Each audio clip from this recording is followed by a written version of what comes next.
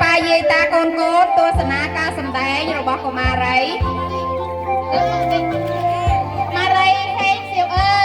និងកុមារាឈុលច័ន្ទសំណាងសម្ដែងបទកន្សែងបាក់កន្សែងអូនតាំងជូនបងយោធាយុទ្ធជនក្លាហានការពារព្រមលែងសៃមាខ្លាំងខារឹងសៃស្រីសួយជូនបងយោធាអូដំភ្នំចិត្តស្រីមុំបងដោយទាំងក្តី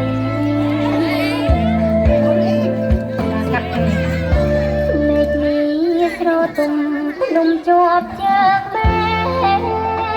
ត្រប់លៀងបងអល់អាណៃ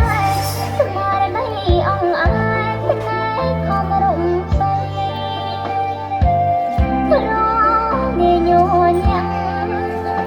តែទឹកចិនស្មោភ័ក្រក្តីតាពីមានទឹកថ្លាថ្លៃសម្រាប់ជោគជ័យហើយបងបងណាបងយោធា